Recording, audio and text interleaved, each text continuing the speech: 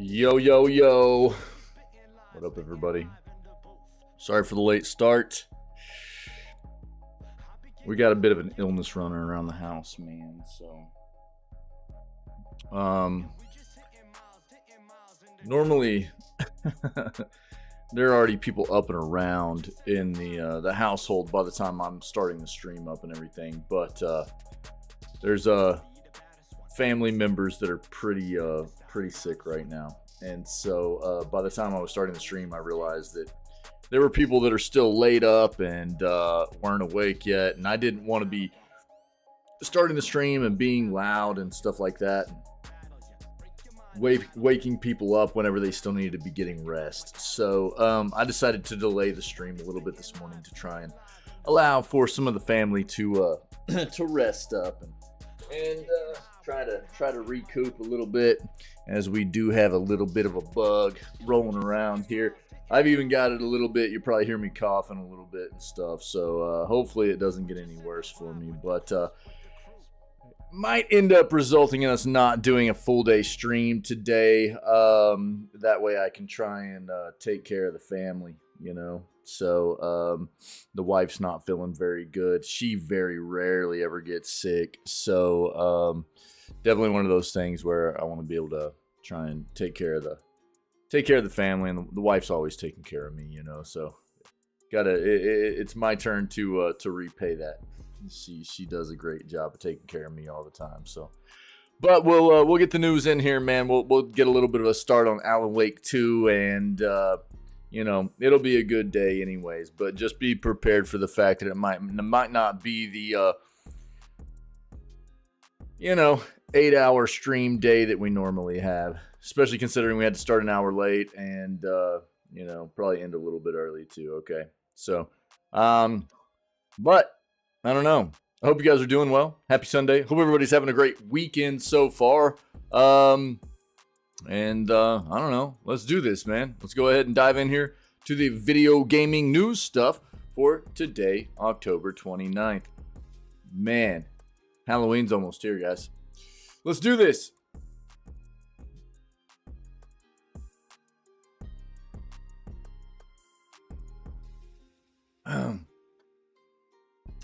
Yo, let's just start this off today by F's in chat, dude, for Matthew Perry, if you guys haven't heard.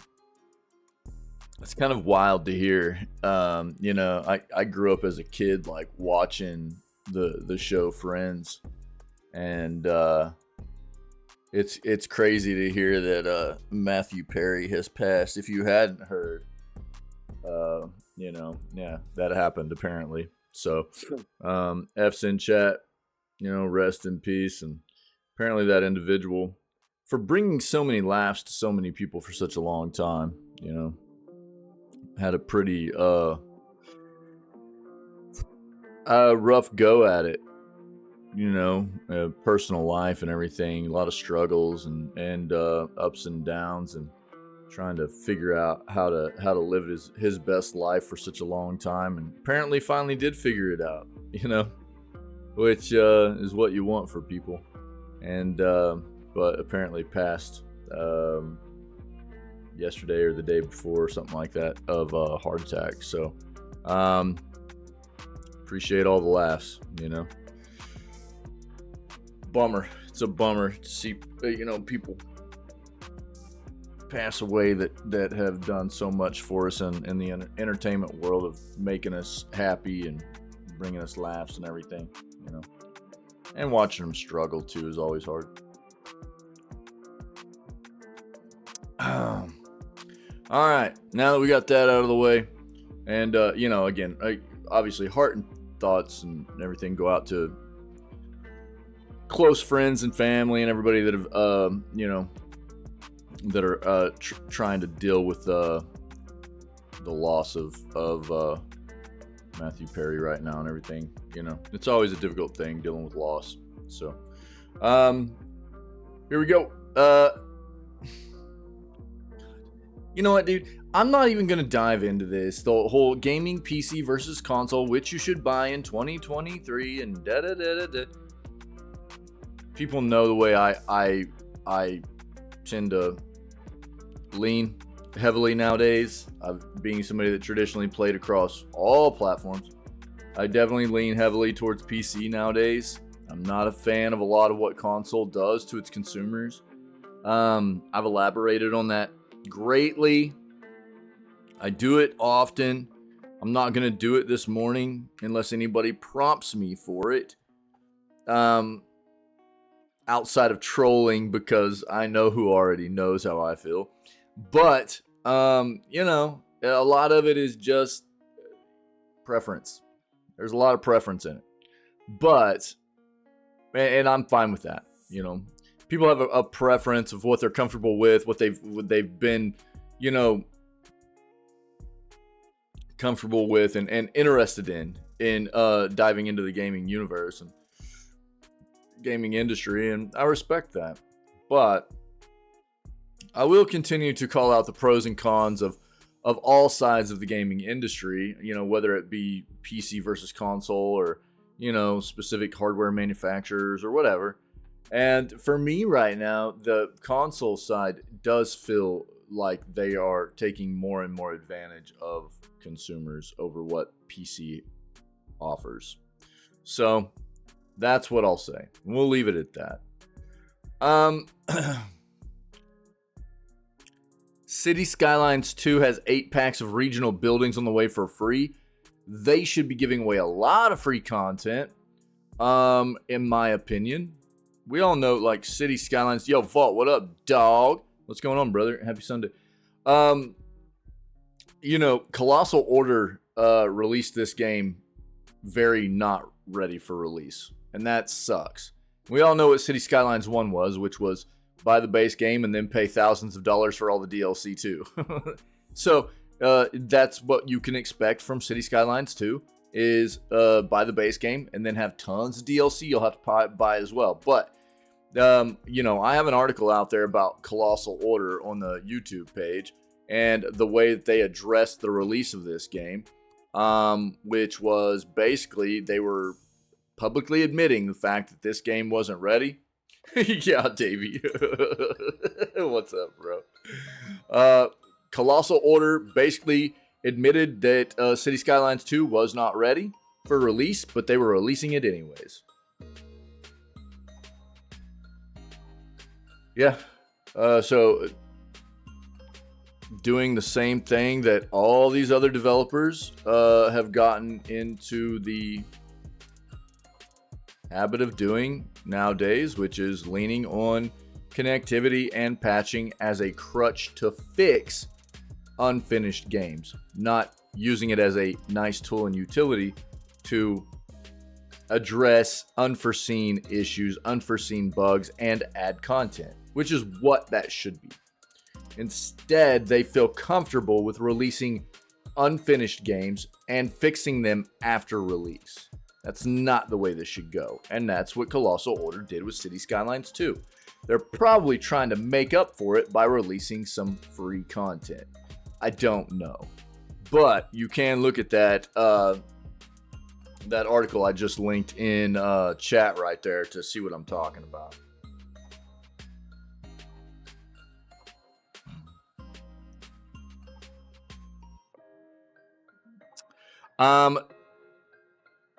Good Dutch doesn't mean the game was finished.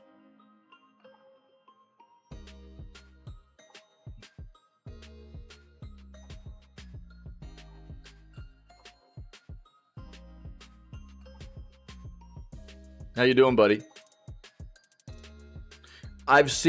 So look, I've been looking at reviews, okay? And I've seen people say the same thing as you. And I've also seen people say the same thing as you and go, even though it's performing badly, I'm enjoying it.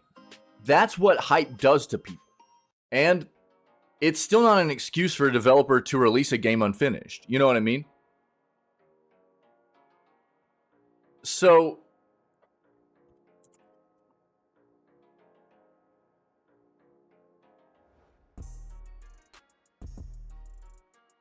okay, so to that sentiment right there, I am the exact opposite. I am absolutely a person that feels like if a game does not perform well, how are you supposed to enjoy the content? Okay? And that is what software development is supposed to be about. It's supposed to perform well across the board. I don't care what kind of software it is. And what gaming software is about is smooth performance. Yeah? Whatever their requirements are for you hardware-wise, or whatever platform they're going to release it on, it's supposed to be smooth. And if it's not a smooth performing thing for you, obviously, if you're not using the right hardware or whatever, that's your problem. It's not the software developer's problem. There's a difference, right? There's a difference. So, is it an issue of your hardware not being good enough, or is it an issue of the software company not finishing the product? That's what I'm getting across to people, right? If it's the company's fault, they don't deserve to be supported, and they don't deserve to be, have their products purchased moving forward. That's what I'm saying,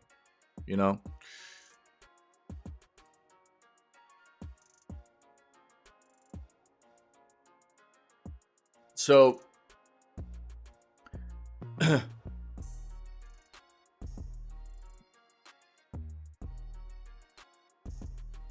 and here's my issue. I mean, we're talking about, and I've been talking about this for a while now, right?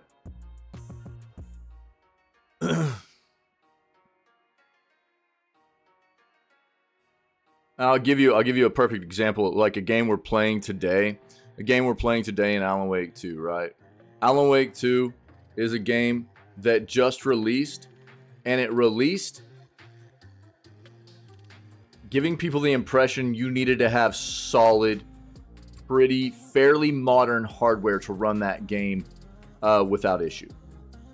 But what we're hearing is that you can basically run that game pretty well under even the minimum requirements, right?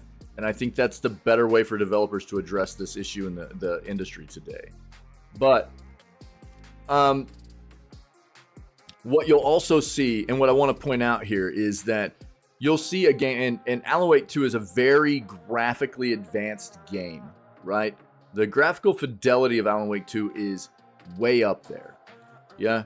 But you go into that game and you look at the video settings, there's a plethora of video settings for you to look at, to address, to change, to try and get the game running as optimally as possible for your specific piece of hardware that you're running the game on.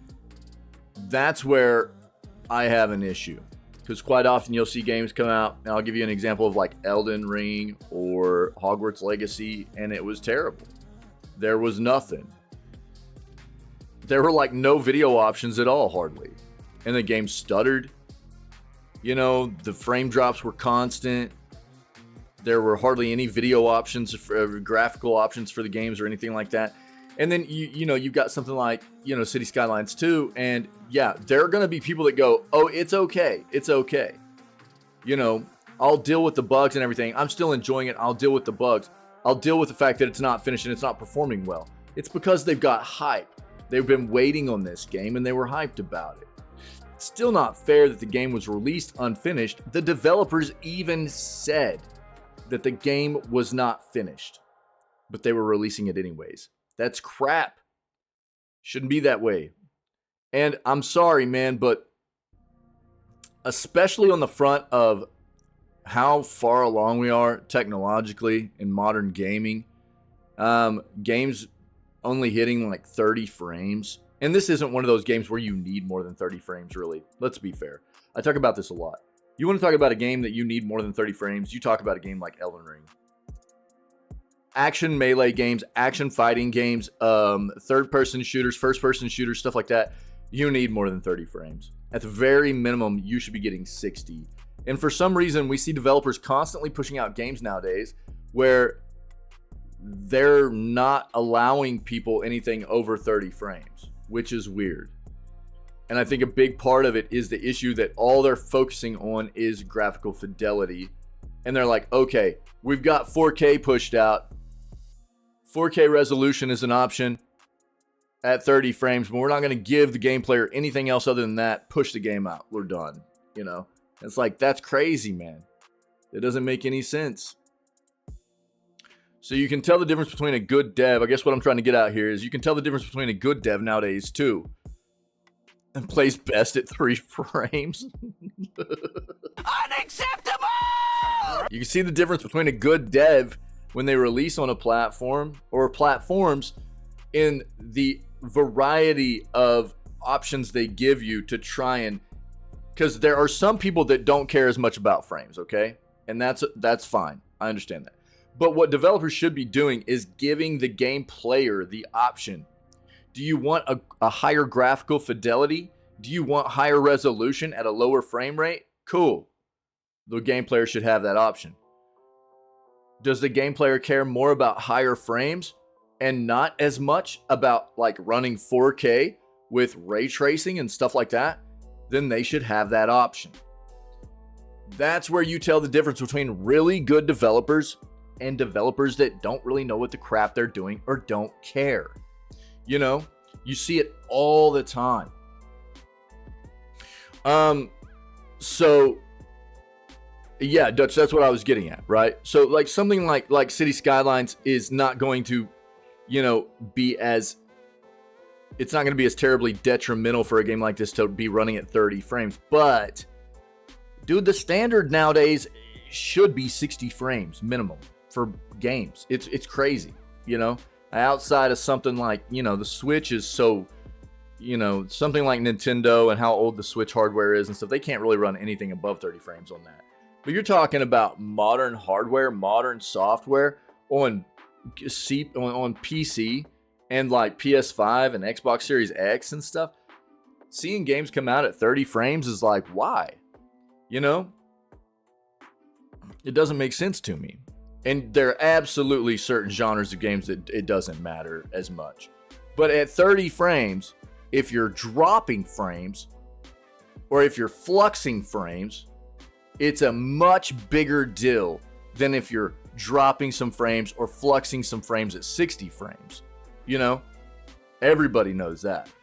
So if you're playing City Skylines 2 and they've got you locked at like 30 frames and you start tanking 10 frames, that looks way different and way worse than if you're stuck at like 60 frames and you start dropping like 10 frames and you're down to 50, right?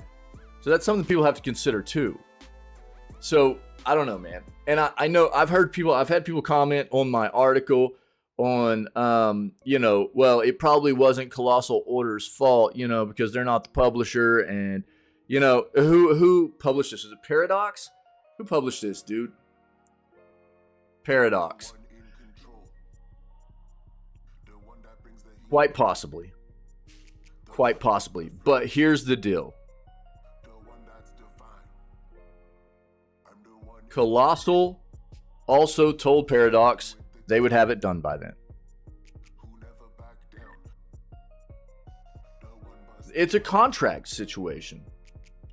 And if you get into bed with a publisher and you know what I mean? This is the business world of the gaming industry, right?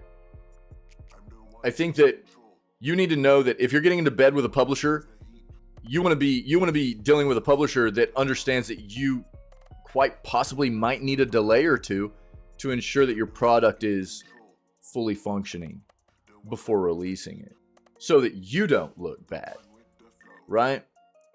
I mean, who's to blame here? You can point fingers all day if you want, but ultimately, who's responsible for the performance of this game? It's not Paradox. It's Colossal Order. So I hear people like kind of pull up that excuse a lot. Well, it's probably the publisher's fault for making them release it now. You can say that all you want, but nobody really knows. And ultimately, the blame here falls on the developer. They're the ones making this product. Publisher has nothing to do with the development of the software itself. So you can't really blame anybody else but the development company, you know? And it feels bad. It really does. I'm glad that there are some people that are still able to enjoy it, but it doesn't make up for the fact that the game should not have released right now. It absolutely should not have. This is a bad trend that has started a long time ago in the video gaming industry of companies feeling like it was okay to dupe consumers into, and at least Colossal Order came out in the first place and was like, yo, the game's not ready. At least they tried to, but ultimately I feel like the reason they did that was to just kind of save face. What they should have done was said, the game's not ready, we're delaying it. Instead of saying, the game's not ready, we're releasing it anyways. It was just a way for them, in my opinion, to save face. And go, well, we told people it wasn't ready, so why did they buy it? That way, they were ahead of the ball game. They were being proactive. Instead of, you know, releasing the game and people going, wow, this performs like crap. And then, you know, them not having anything to fall back on. That's the way I see it. But this is absolutely a trend that's been going on in the gaming industry for way too long. It's made way too many people feel cheated and scummed out of their money. And it needs to stop. It really does. I'm glad you've been able to enjoy it, you know, but I guarantee you would be enjoying the game even more had it been released at a finished state, you know, or at least a fairly finished state, performance-wise. That's what I'm trying to get at.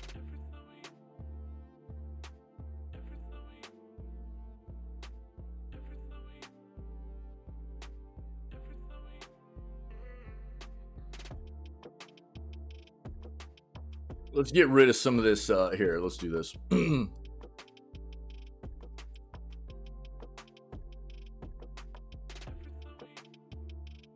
What's the other one? There's like so many sports going on right now.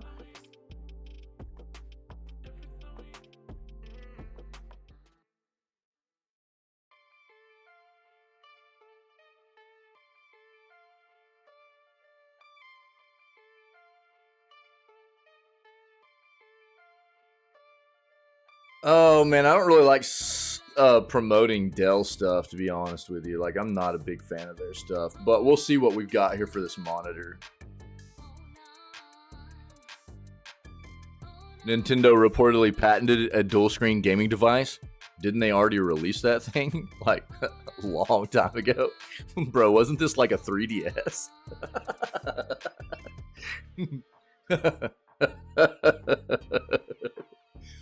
Who knows though? You know, maybe that would be something we would get as like a more modern handheld device, would be like a Switch with a single split screen device. So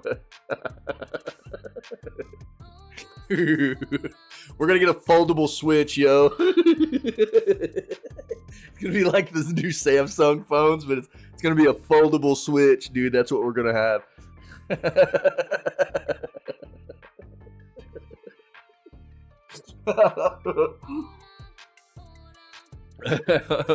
Oh, wild, dude.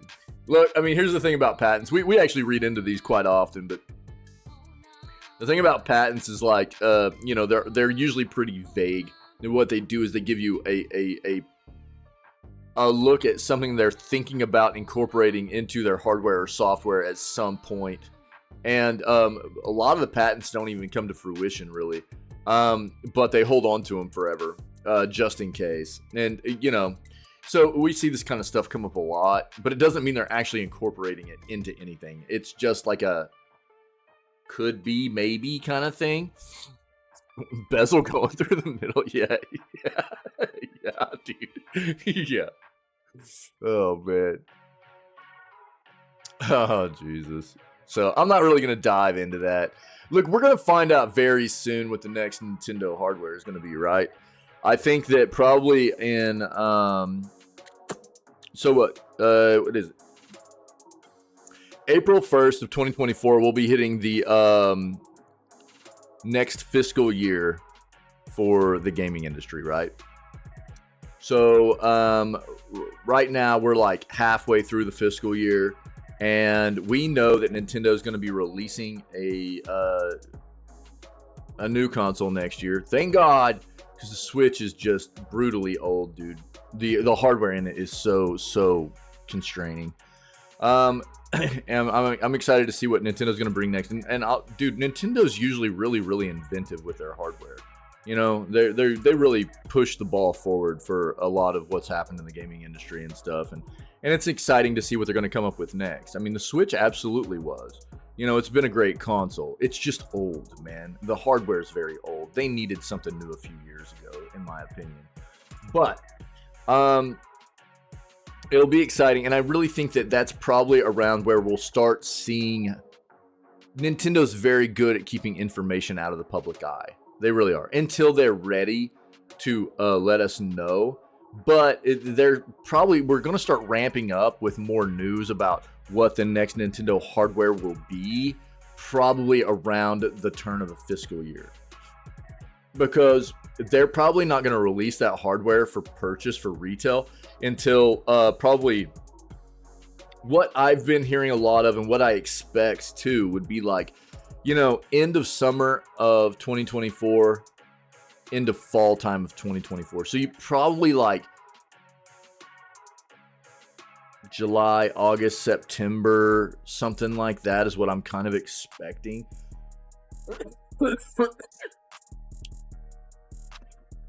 It could even be a little bit later, but I would expect it more around there. You know, Xbox and PlayStation usually tend to release their stuff in like November. They really try to hug that holiday season. But Nintendo hasn't always done that. Like, they released the Switch in like an April time frame, I think. You know? So, I don't know. I think that probably around the turn of the fiscal. So, think about like March of next year. Around March of next year, I think that's when we're really going to start getting more information about what Nintendo's next hardware is really going to be. We already know a lot of developers have gotten their hands on it, right? We already know that it's out there because obviously developers that are very close with Nintendo and internal to Nintendo themselves are already developing software for that hardware, right? So they already kind of have an idea of what it's going to be. But as far as us as consumers and gaming enthusiasts and stuff on the outside, I think that's when we'll probably start having a good idea of seeing what is probably going to be coming to us for the new Nintendo hardware. Yeah, bring back the Game Boy. You know what I'm saying? Bring back the Game Boy. No backlight. Hashtag no backlight.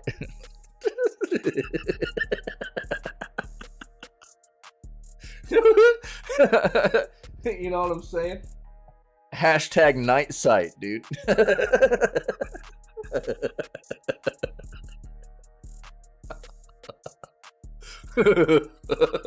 Oh, man. Oh, Jesus. Used to have the light too. Yeah, bro. I got mine on here right now. Yeah, you can kind of see I'm like flipping it a little bit. They got that magnifier on there. Yeah, boy. It still works too. Heck yeah.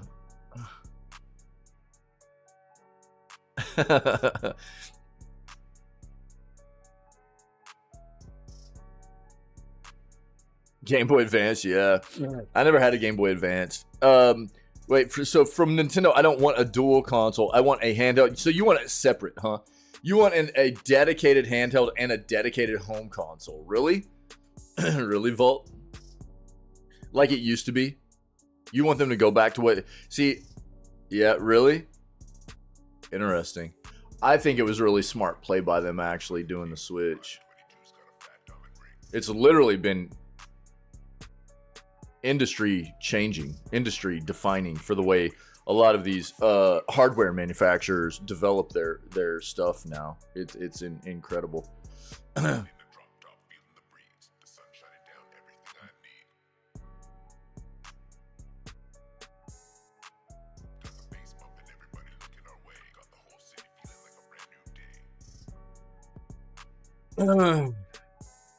Yeah, I do think that the Game Boy was always, like, as a dedicated handheld, the Game Boy was always a more available kind of platform for this, like the indie studios, the smaller studios and stuff. I'll agree with that. Yeah. Yeah. Yeah, I'll agree with that, dude. Well, I mean, so what is it that makes you feel like the Switch? Because the Switch, first and foremost, is a handheld, dude. You know? So can you elaborate on that for me?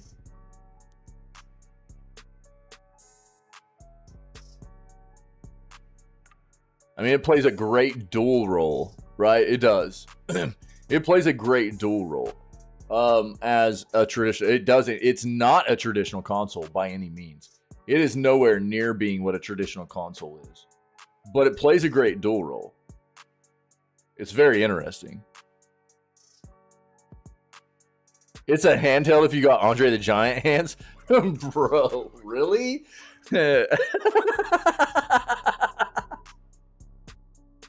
Bro, I must have big hands in. Dude, I flippin' hate these things. I hate these things. They're too small, dog. The Joy-Cons and everything. Brother, that's the thing that I want to see from Nintendo is like, brother, put some ergonomics in the dang thing, dude. You know? Put some ergonomics in it. That's where, like, the Lenovo Legion Go coming out is very Switch-like, but it's got contours to it, you know? Yeah, I've got big hands too, but that's what I'm saying. I mean, so it's a handle if you got Andre the Giant hands. Yeah, but if you got small hands, what? It's like a laptop or whatever. That's what you were saying? Yeah. But the old school, that's what, dude. The thing that was, you know, rough about the older, like, is like, because traditional handhelds were smaller, dude. So it's like, boop, boop, boop, boop, boop, boop, you know. Like trying to play on a traditional handheld. So you would think that, like, as somebody with big hands, dude, you would like the bigger, you know what I mean? Like the Switch more, right?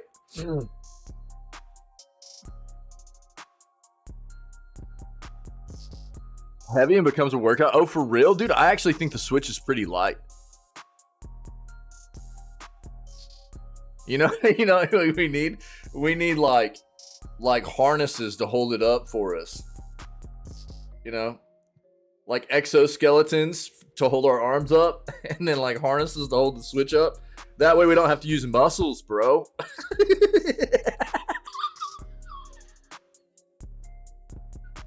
We're gonna turn into. I'll show you what we're gonna turn into, bro. I'll show you exactly what we're gonna turn into.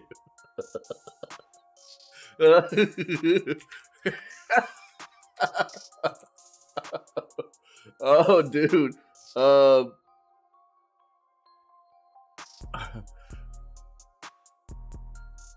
Oh, dude. Here it is. Hey, shut your pie hole, buddy. This is gonna be us, bro. This is gonna be us. We're gonna be the chair people from Wall-E, bro. We're gonna be just rolling around. We're not gonna be able to walk anymore. I'm on my way, brother. I'm on my way, dude. They can't do anything, dude. Everything just does stuff for them, you know? It's hilarious. Oh god. Yeah, I don't know. I think the thing, like, have you held any of the other like handheld consoles, dude? Because apparently the Switch is like the lightest one, really, of the major ones, anyways. I think compared to like look at this. So, of like the Steam Deck, the Lenovo Legion Go, I think is going to be the heaviest, and the Asus ROG Ally. Among all of those, I think the Switch is the lightest, dude. Vita is the perfect size. Oh yeah, that's a while back. I meant like of the modern ones.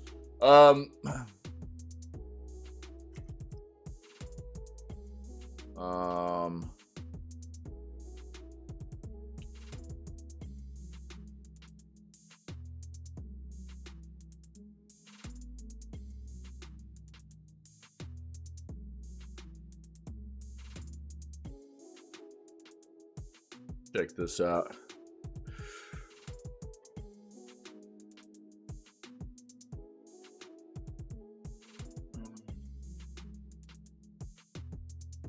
What's this one have?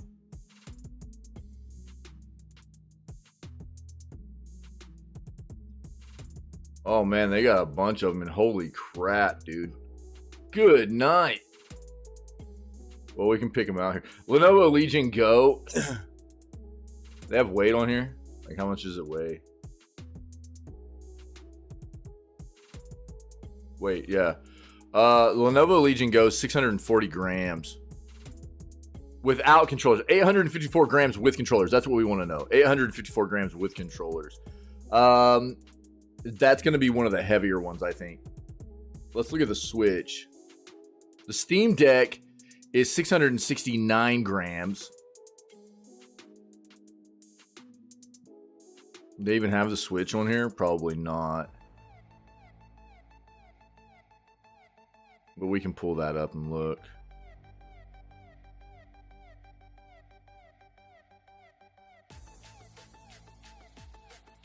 They already passed Asus.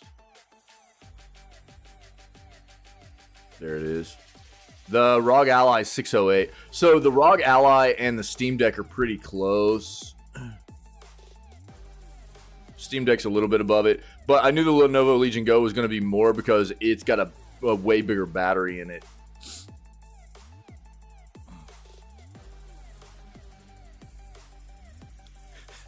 That's not that much, dude. I mean, if you're playing for a long time, yeah, I can get that, yeah. If you're sitting there playing for a long time, then yeah. Sitting there holding like 2 pounds of weight. But, I don't know.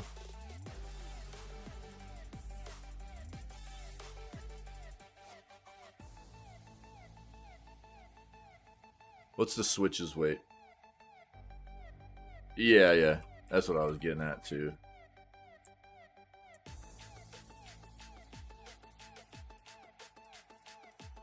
I've never, you know. So the Switch is only like not even a pound, dude, with Joy-Cons attached. Aren't really, well, and that's what I'm talking about with the Switch, dude. The Switch is not ergonomic at all. I flippin' hate it. It's so gross, dude. The Switch is not ergonomic at all. Have you seen the Lenovo Legion Go, though? This is at least, so the Lenovo Legion Go is going to be twice the weight of the Switch, but the Legion Go, look at the contours and stuff, dude. So, you see this? Like, it's actually contoured to fit your hands and everything. So it's not going to be as much of a brick to just try and hold on to. You know what I mean? It's going to feel a bit better, which will help with the weight distribution, I think, you know? Like right here. See that? Yeah, it's going to weigh about double, closer to 2 pounds, but that's what, dude, I've been talking about this for the Nintendo.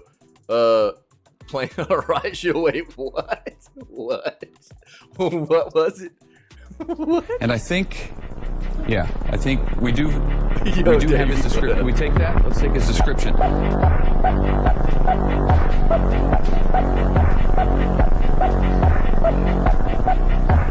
Okay. What did you see, bro? Playing on a riot shield. Oh, you mean just like how big it is or whatever? Oh. It looks like a riot shield, is that what you're saying? Yeah. Got you, yeah. Yeah.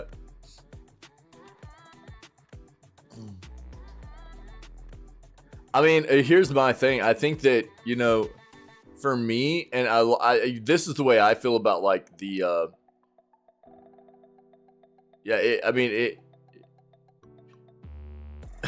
I don't like small screens, dude. It's like I'm not big on mobile gaming like on my phone and stuff because, dude, I don't like how small the screen is. So if I was gonna have a device, I would want it to be of a decent size. That's me though. You know, I think we have a bit of a contrasting kind of preference as far as like mobile devices go a little bit, you know, which is fine. And I understand where you're coming from.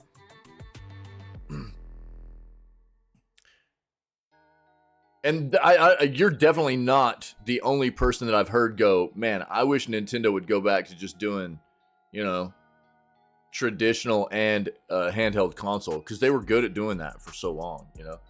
People loved that about them. So I understand that. As a business move, I think it made a lot of sense for Nintendo, and they did it right, to switch over and to not have to make different pieces of hardware anymore, to basically mesh their two main pieces of hardware together. They did it the right way. It's very inventive, you know. So I understand why they did it.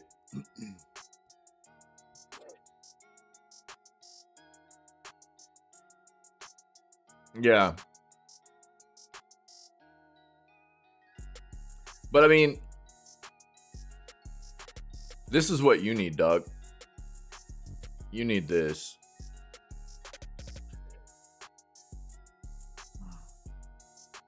I'm tripping. You need this bad boy. That's what you need, brother.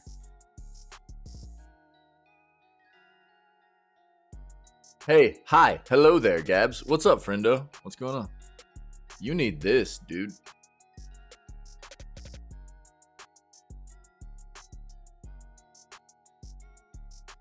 I know it's not like they're not like making new games for it or anything, but this thing's apparently a banger. Very, very cool. And it's jailbroken and everything too. They've already jailbroken this thing, so there's a lot of different things you can do with it.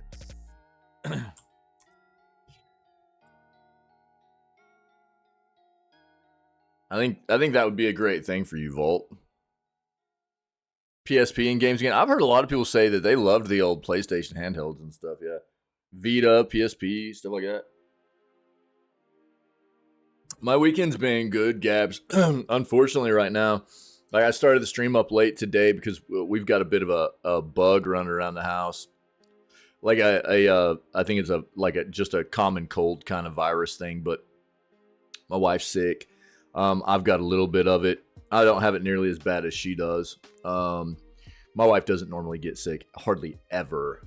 You know, yeah. Oh, you've been looking to get one? Yeah, cool, dude. And so I probably won't stream all day today. I started late because I just had family members that I was ready to go this morning, but even though I'm feeling a little bit under two, I was still ready to go. But I had family members that were still passed out, and they're normally up by the time I start streaming. And I was like, yeah, I'm just gonna delay. So I just like kind of hung out and was trying to be quiet while they slept. I was trying to let the family rest. So I started about an hour late, and we probably won't go all day. That way I can try to take care of the wife. You know, she does such a good job of taking care of me all the time that I want to try to just hang out with her and see what I can do about trying to help her recover and everything. So yeah, I appreciate it, Vault. Yeah, I think it's just like a common cold kind of thing. Real bad cough though, man. My wife's got a real bad cough right now and everything. I hate seeing her sick. You know, I hate being sick, dude, and I hate seeing my loved ones and my friends and everything be sick, dude. I hate being sick. It's terrible. But we'll play a little bit of Alan Wake. We'll play a little bit of Alan Wake 2 today. It should be good. I've already got, if you guys aren't familiar, here you go. That's what we're playing. So we finished Alan Wake 1 yesterday. We played an Alan Wake 2 today, and it should be a good time, dude. So we probably we'll only get a 2 to 3 hours of gameplay in today, something like that. But it'll be a good start anyways. Yeah. Halloween's almost here. Gabs, how you been, man? What's up with the like 5 boyfriends you've got right now? How's all that going? Talk to your therapist.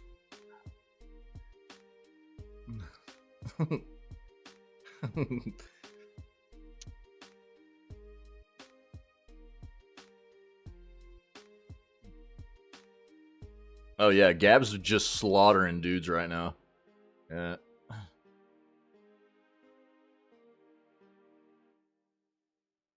I'm chilling with them, you know, doing what I do. Yeah. Gab's straight savage on the love front, dude. She's like, I'll see how it goes. See how they, you know, see how they treat me. See how they spoil me.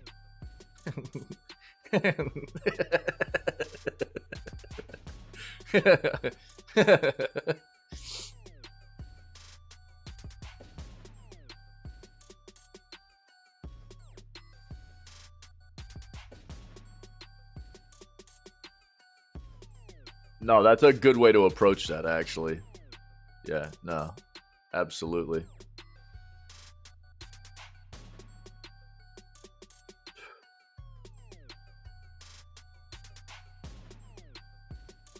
To the death, dude. That'd be sick.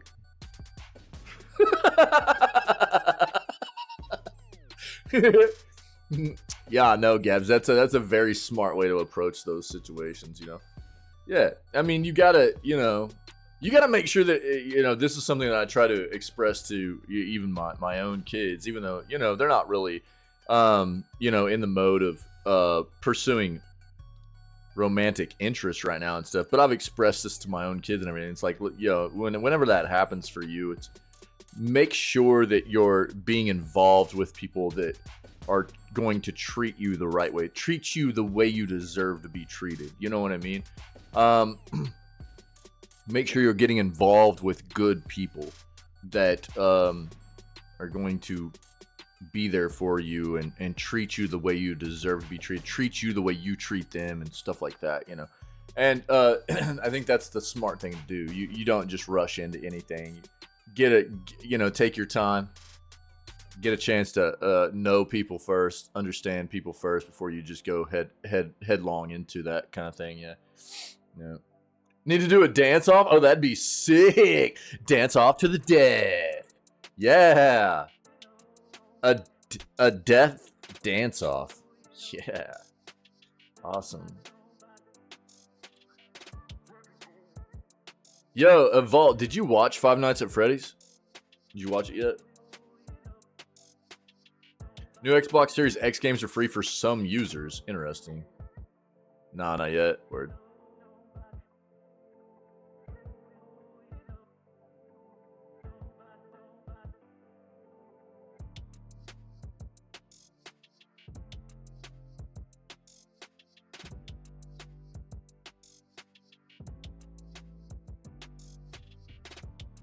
Oh, yeah, nice, dude. Nice. Yeah.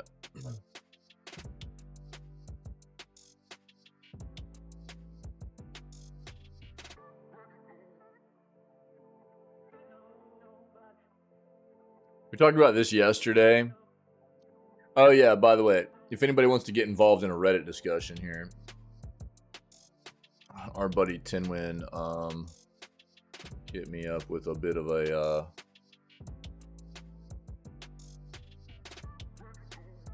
let me see this. Wait, what?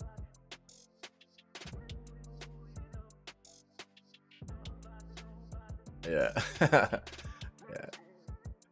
Tinwin's pretty stoked about this. I mean, I am too. You know, there's this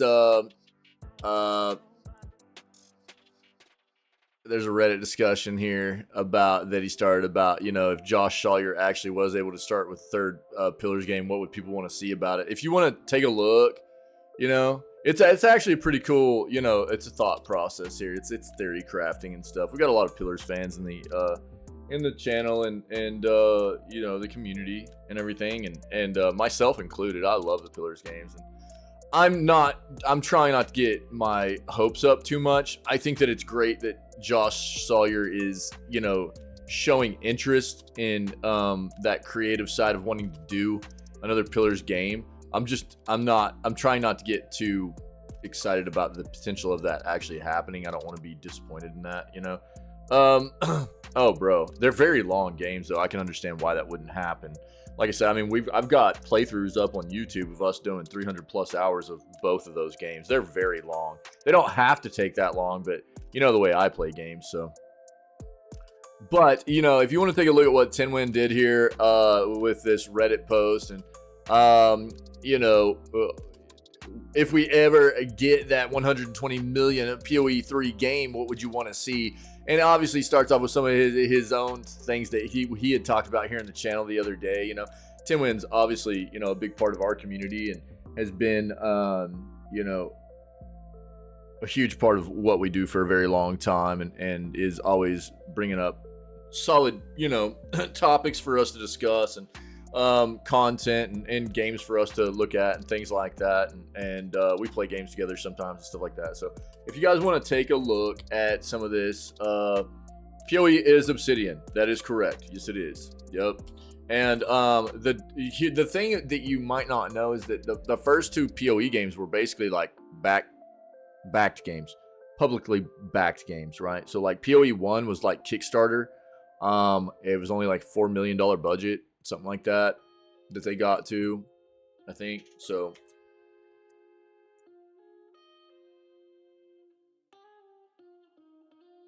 Pillars of Eternity 1 was, let's see here, yeah, $4 million budget on Kickstarter. And then Pillars of Eternity 2 was also a publicly backed game.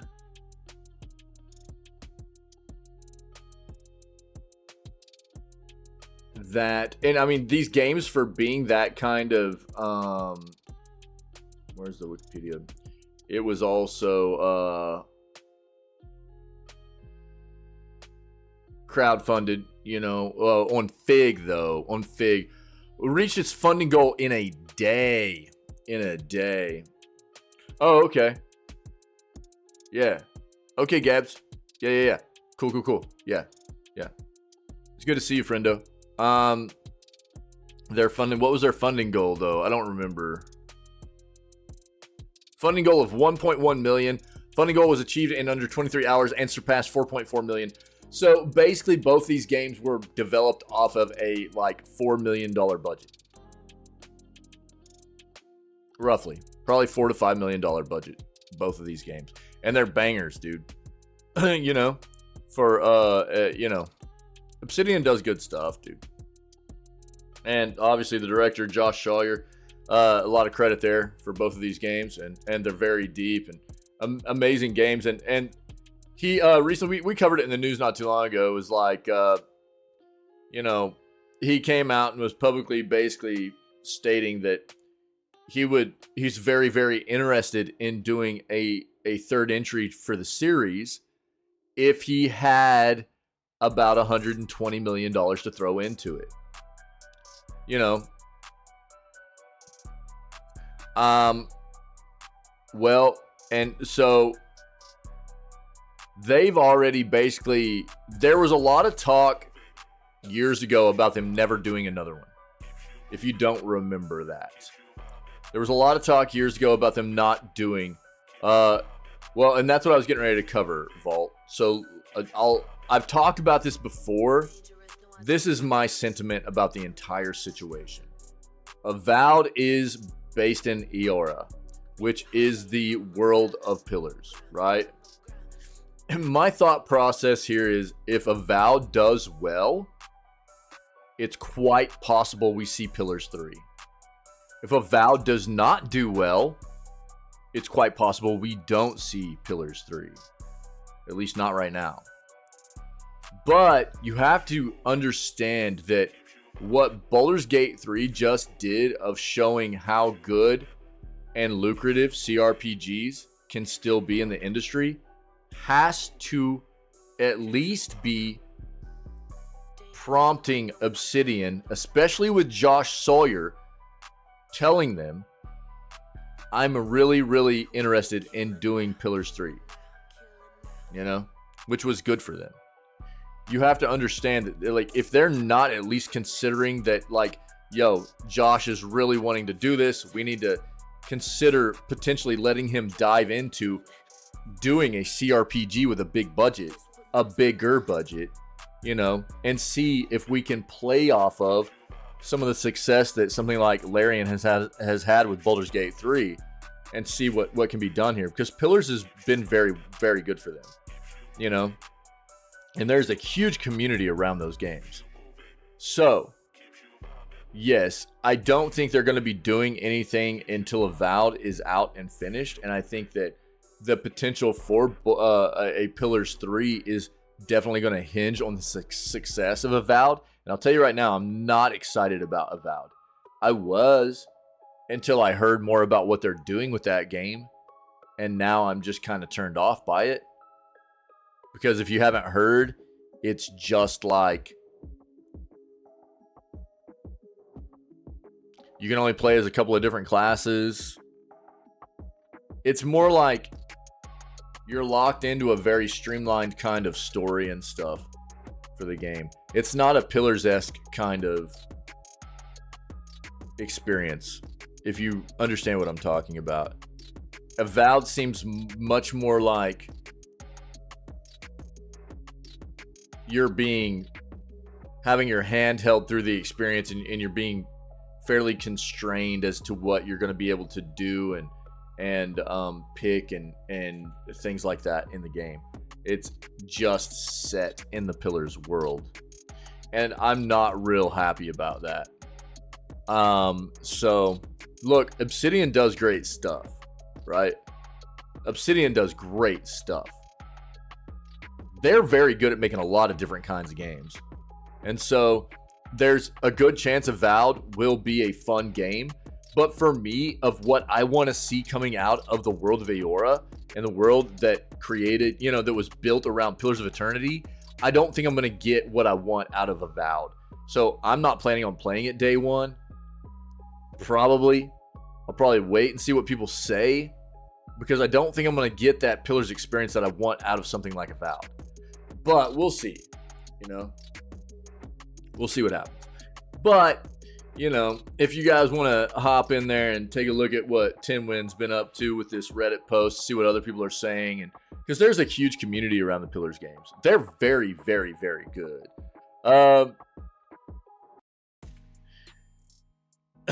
Yeah. I mean, they do kind of, you know. It's not like Obsidian's not constantly making stuff, you know. Like they just kind of finished up doing most of the content they planned on doing for Grounded. Grounded was a banger. I still haven't finished it. You know,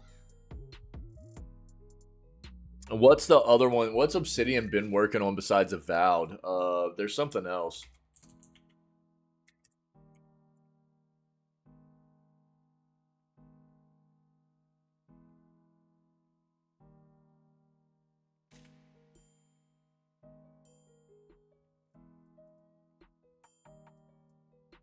This was June 9th.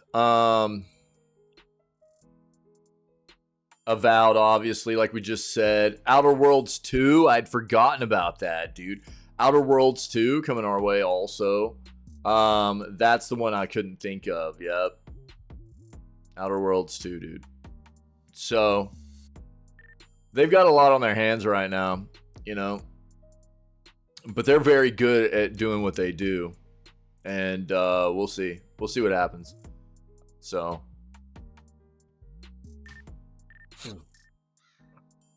I think it's pretty obvious that like they're not going to be working on anything else till either one of those gets released, really.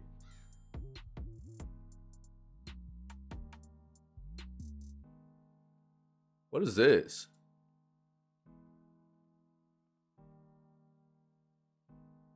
Oh yeah, Sony doubting its multi-billion-dollar commitment on games as a service.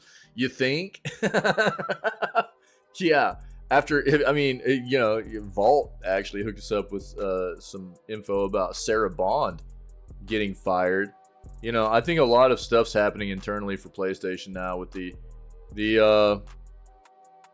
I think they're running a little bit scared with this Microsoft acquisition of Activision Blizzard, and you know, they were like, all right, it's time to replace the CEO. So Jim Ryan retired, you know, and he was the one really pushing, you know, games as a service. And then all of a sudden, Sarah Bond, you know, it was reported that like Sarah Bond got, or left, but she didn't leave. Apparently, she got axed and is being like, almost, it seemed like almost like scapegoated, almost like used as a scapegoat for all this games as a service stuff too. I don't know, dude. It's really, really weird. We'll take a read at this. Really odd.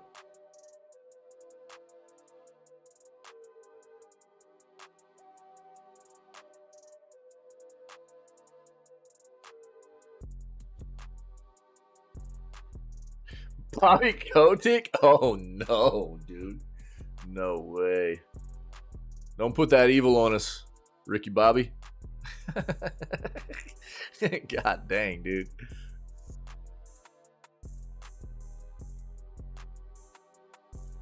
We've talked about all the games coming out in November, by the way. So if you haven't, I have this article here. We've already covered all of this, but there you can literally just click on the November 2023. It'll show you the list of all the games coming out. So I'll link this for you guys. If you didn't attend the news segment where we covered that, it's linked right there in chat. You can take a look at it, okay? Let's look at our other search real quick.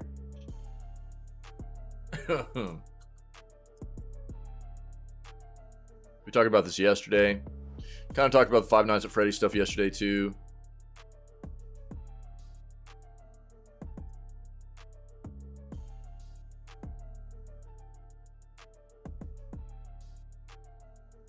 Woo, excuse me.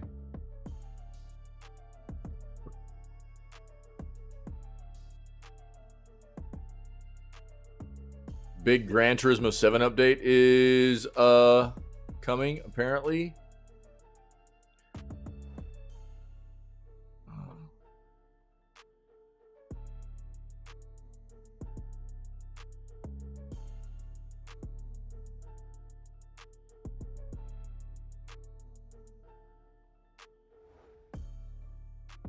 Capcom reiterates they have an unannounced game that will what?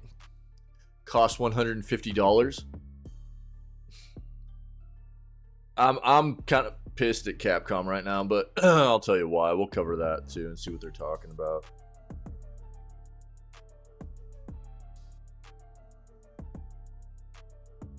Arkham Trilogy is on PlayStation. Yeah. We've talked about this yesterday too. The new Wolverine game being made by Insomniac is set in the same universe as their Spider-Man games. So there's quite possibly going to be some interactions there between these superheroes. Just know that. If not now, quite possibly in the future.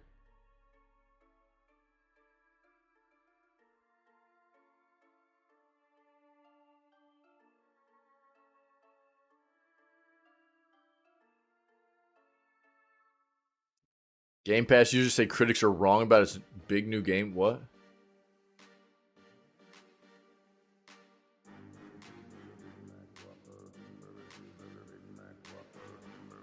Oh, they're talking about Gotham Knights. Let's see what they have to say here. Let's see what's going on here. That's just like we were talking about earlier. Gotham Knights is a game that came out locked at 30 frames, dude. A lot of what we heard about it was that it was like there were a good amount of performance issues with that game on release too. It was locked at 30 frames. A lot of what I saw didn't even make the game. The game didn't even look as good as like, you know, the Arkham Knight games, man. The Batman games. The writing apparently was not very good, from what I heard. A lot of just bad banter.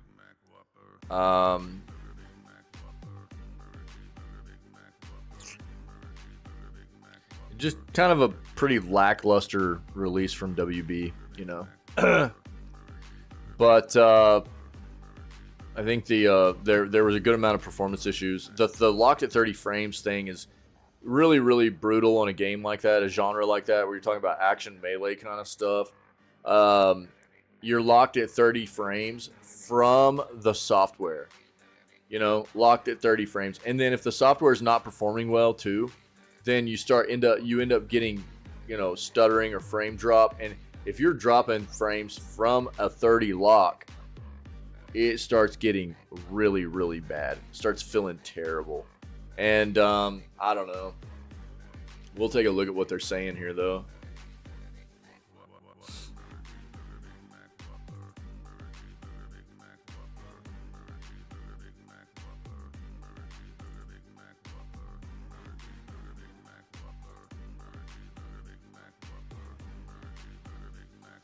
Yeah, dude. I can't believe Matthew Perry died, bro.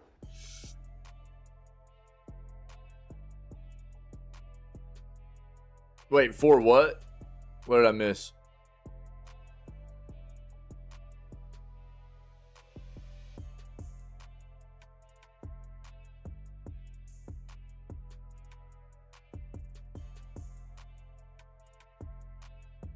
Okay, I was like, dude, I don't know what I said or whatever. I can't believe Matthew Perry died, dude. It's craziness. It's wild.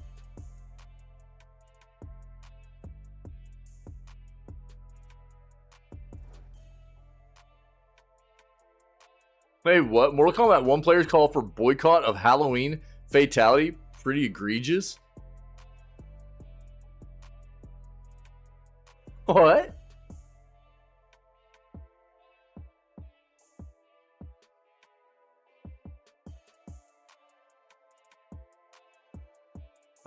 Interesting. Let's see what's going on there. Paid fatalities, dude. You can buy fatalities in Mortal Kombat now.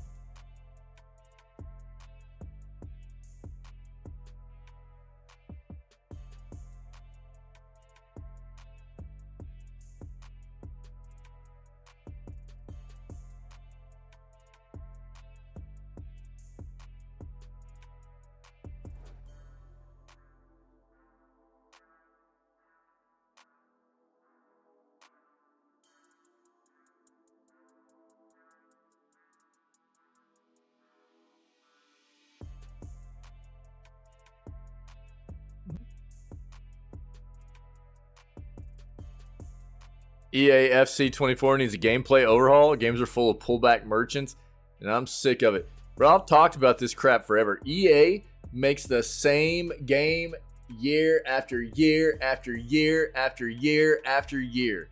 They don't improve these games, dude.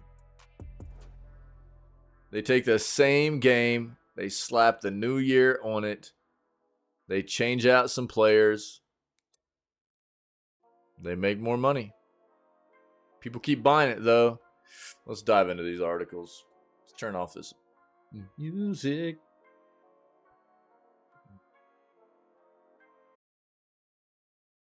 All right. Here we go. This is interesting. Mortal Kombat 1 players call for boycott of Halloween fatality. Pretty egregious. Mortal Kombat 1 players were none too happy to hear that paid fatalities would be added to the game. And now that the first of those is out with the release of the Halloween fatality, players are unsurprisingly even less enthused. Fatality itself is alright, the community has suggested, and features a Halloween-themed death animation where a putrid jack-o'-lantern is slammed on someone's head before being kicked right off. But the price tag attached to the fatality is what's going over so poorly. It's gotten to the point that people are calling for others to boycott the fatality entirely, so as to prevent things like this from being added in the future. Look, man, this is the same thing. This is the same sentiment that I try to get across to people all the time about the way that monetization happens in the industry, right? There's an acceptable side of monetization and an unacceptable side of monetization. And when it gets really gross, the only thing that's going to change it is for us to collectively take a stand about it. You know, that's all that you can do.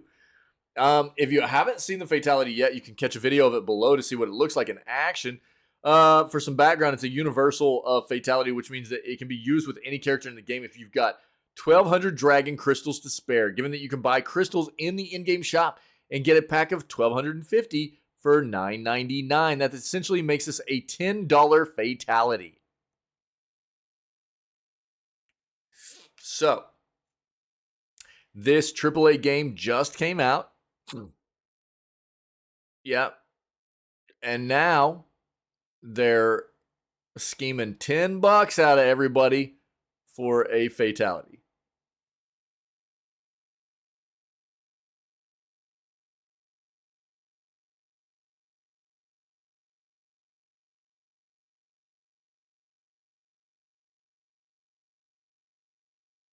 One could technically acquire enough crystals to buy this item through saving up the crystals, but the limited seasonal nature of this may tempt players to pull the trigger on a purchase if they don't have enough saved up. Well, at least there's that then. At least you can get the currency in-game if you're grinding for it. Maximilian Dude, I know who that is, a well-known streamer in the fighting game community, called out the Mortal Kombat 1 add-on this week. In one of the recent streams, he recently recalled buying the Deadly Alliance skin for Scorpion because it was really cool, despite him feeling like he was being gouged on the price. The same can't be said for the Halloween Fatality. I'm not buying this new thing, though, he said in a stream. I ain't buying this new thing. This one's pretty egregious, man. Continued soon after in the stream to further explain his anti-happy Halloween Fatality stance by saying the price on that and other cosmetics were akin to the prices players would see on items sold in free-to-play games. Fortnite and Apex Legends, for example, can somewhat get away with charging $10 or $15 for premium skins, but those are free-to-play games, not something someone already paid $60 to $70 on. Like I just said, this game just released at a AAA price point, and now they're gouging people on these expensive in-game kinds of items, right? Cosmetics, fatalities, things like that. It doesn't feel good, man. This is where we talk about this a lot in this community, right? It's different for a free-to-play game. A free-to-play game has to make money somehow, some way. So you're a little bit more accepting of the fact that they're going to have things that are going to cost cosmetically. As long as it's not pay to win, you're more accepting of that fact for free-to-play games. Especially if it's a very well-developed free-to-play game, right?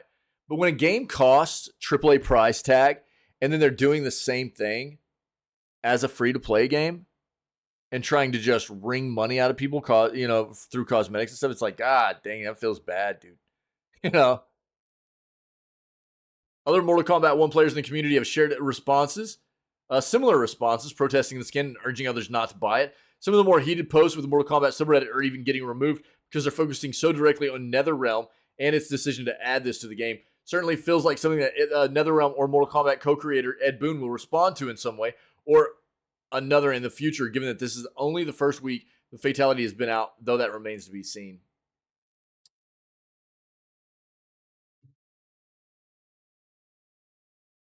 Oh, this is going to be very mature content, by the way, so be aware of that.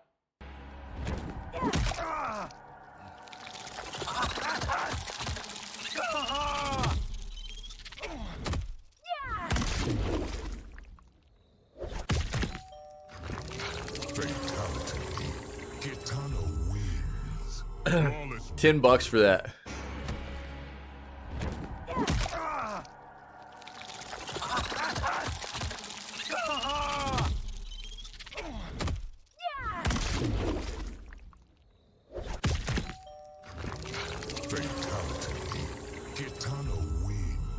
Wow. Flawless victory.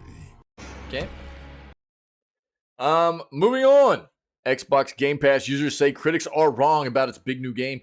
One of Xbox Game Pass's biggest new games is not very good, according to critics, which has prompted some Xbox Game Pass subscribers to come to the game's defense and declare it better than its reviews suggested.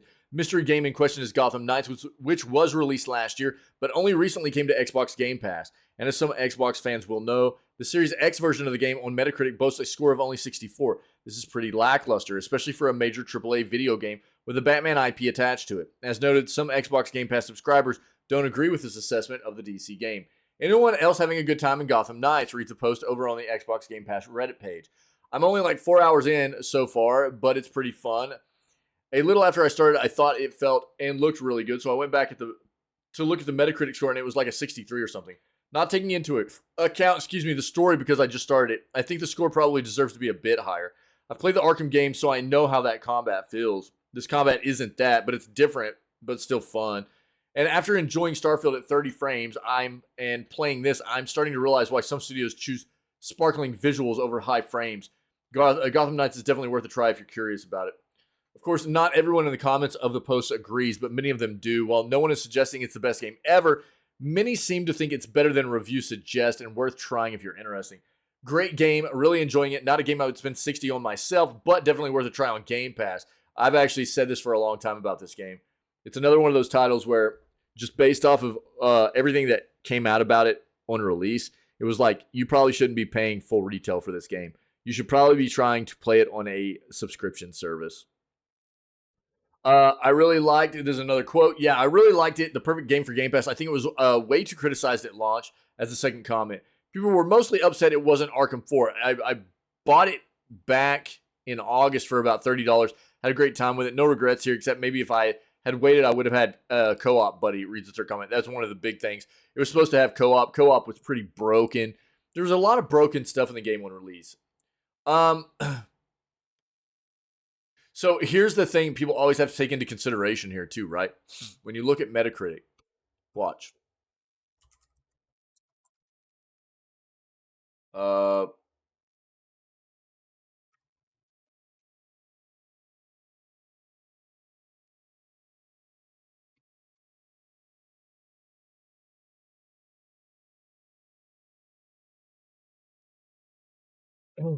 So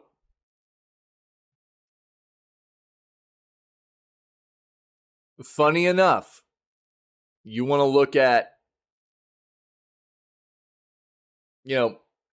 apparently there are some people playing it on Game Pass right now that are enjoying it okay. But you look at Metacritic, the average user score is actually way under what the critic score is for this game. The critic score for this game on PS5 is a 67. The user score is a 5.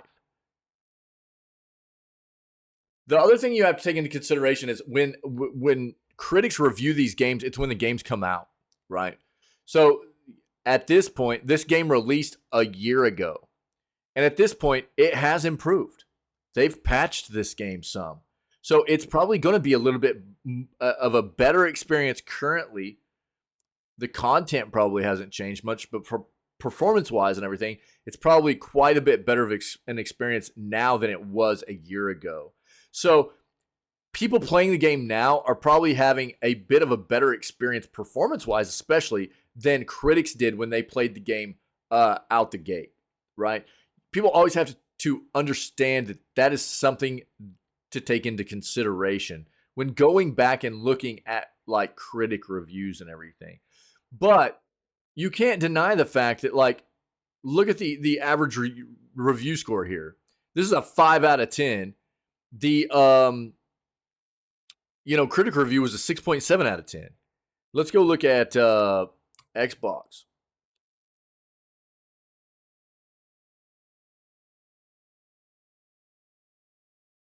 Why does this do this, man? PC.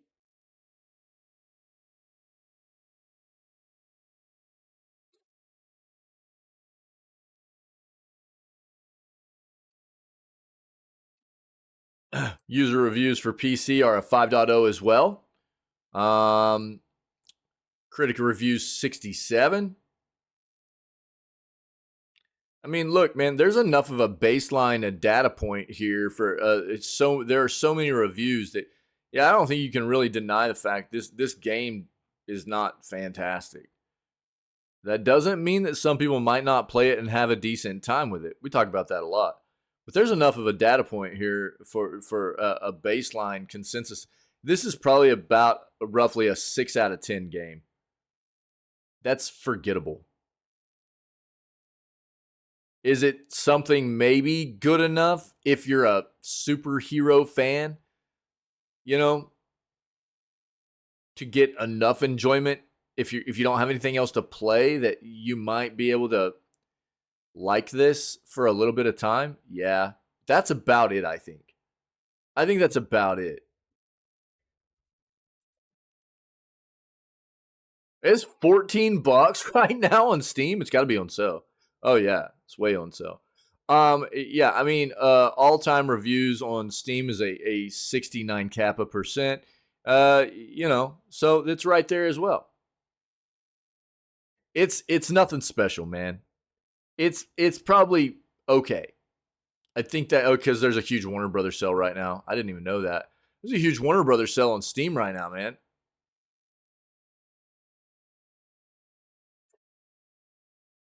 if you don't have all the Batman Arkham Knights stuff, you can get the collection, dude, for really cheap right now. The Arkham collection's $9. You should probably grab that, honestly.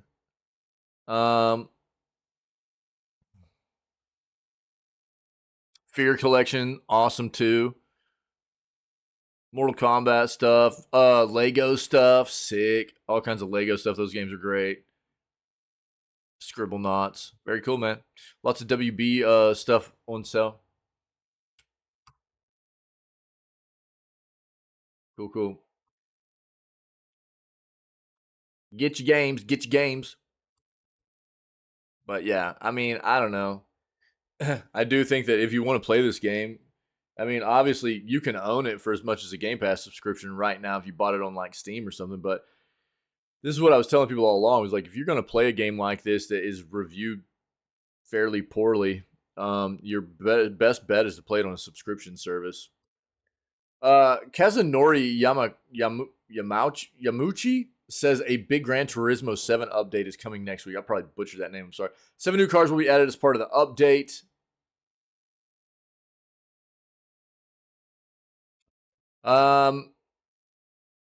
So next week, according to series producer Kazunori Yamuchi, who has posted his traditional pre-update silhouette image to Twitter, no specific day was given for the update, which will feature 7 new cars. Unclear if any new tracks or track variants will also be included. According to Gran Turismo data miner Ninkai, the cars featured in the silhouettes are a Lexus LFA 2010, 2018 Dodge Challenger SRT Demon. I was actually wondering.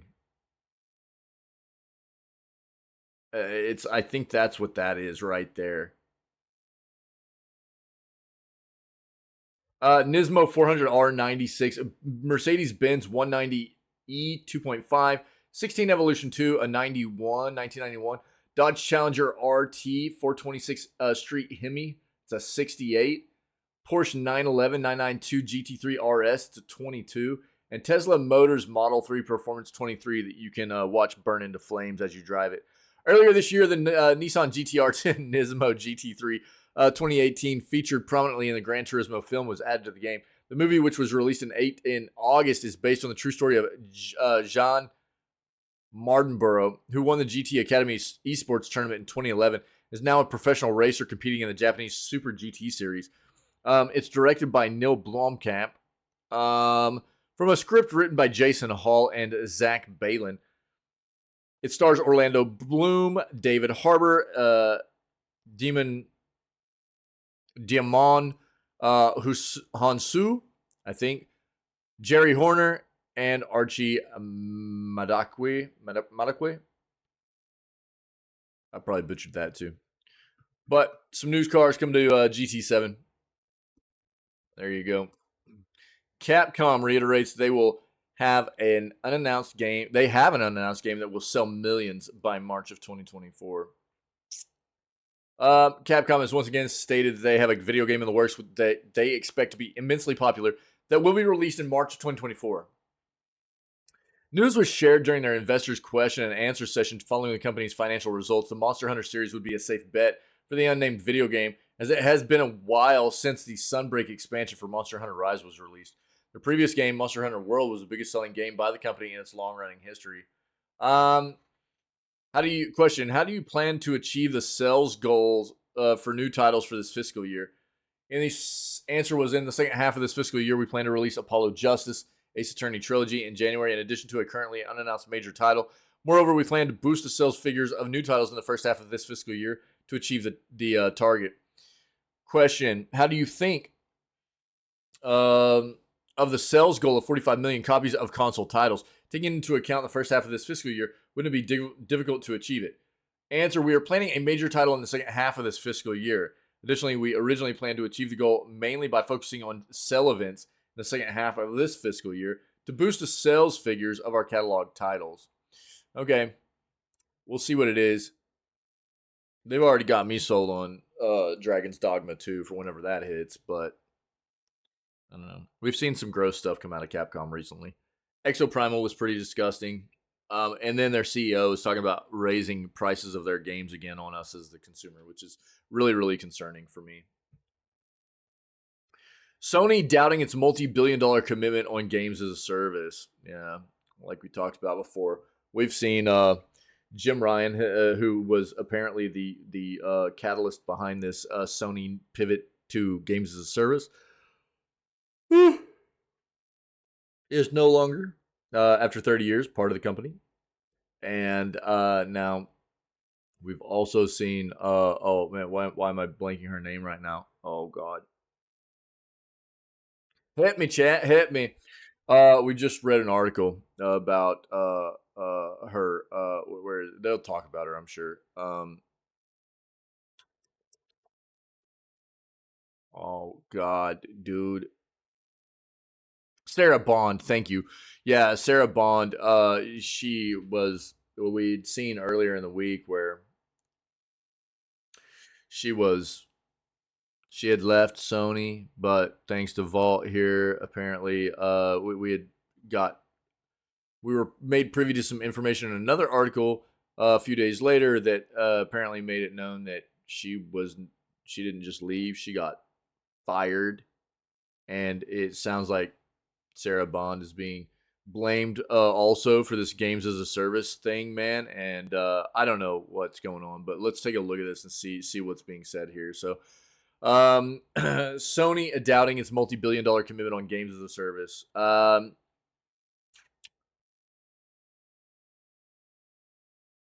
is reportedly scaling back its games as a service strategy with help from Sega and Bandai. However, it appears Sony may not be entirely abandoning the games as a service model, but refining its approach and leaning on third-party expertise. Maintaining its competitiveness in the games as a service arena is also crucial for Sony, given Microsoft's acquisition of Activision Blizzard King.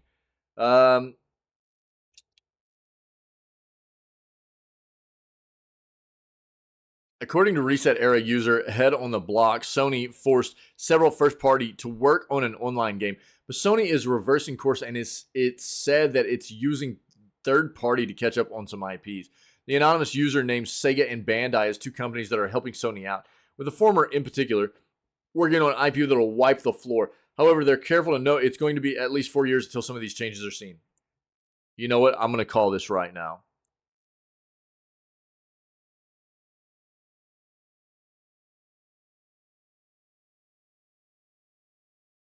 I've got an article on YouTube about this.